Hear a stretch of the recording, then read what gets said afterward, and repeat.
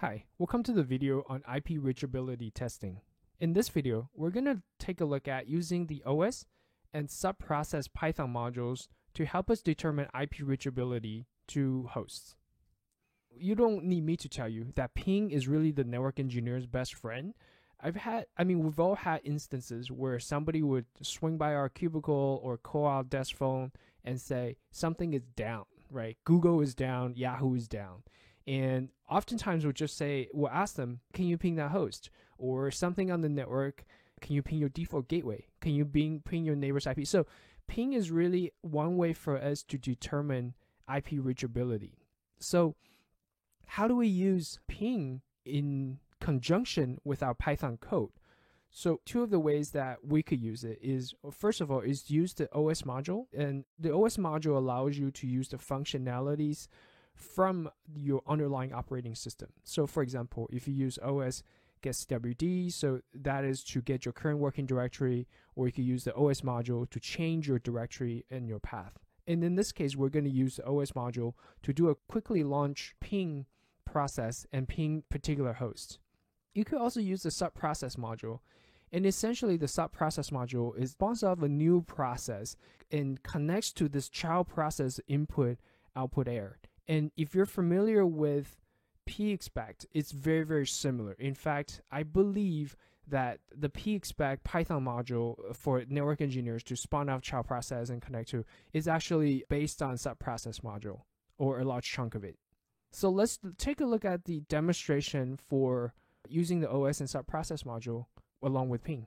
So before we execute any Python code, let's just take a look at how you would normally do a ping on the command line, right? So you would do a ping and you want to limit the count to be 1, and let's look at Cisco, and let's look at an IP, which is my default gateway on my private network. All right, cool. So how do we use the OS module in order to execute our ping? So if I just import OS, and basically I could just call the system method and pass in whatever I will execute on my command line. So going from that example, if I just want to repeat what I've done, is I basically put the host into a list and I'm just calling the OS module.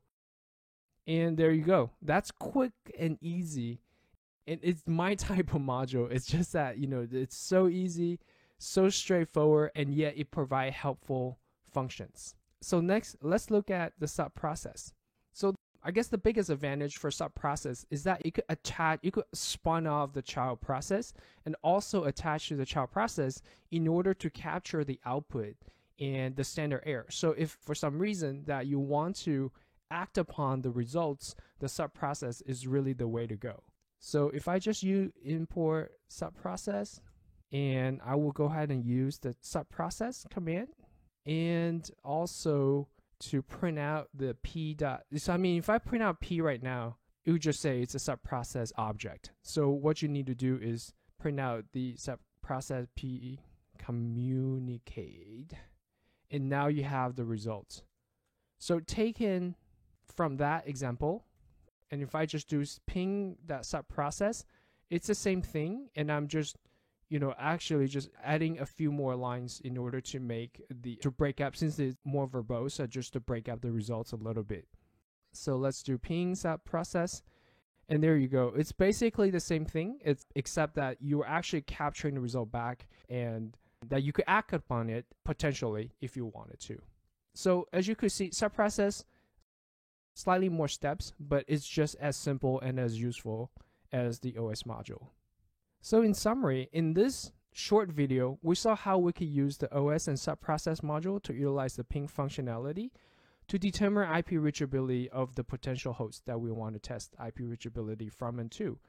It's important to mention that the OS and sub-process are not limited to just IP reachability, of course. They're very flexible, and they're also very powerful. It provides a gateway for you to utilize all of the underlying OS functionality.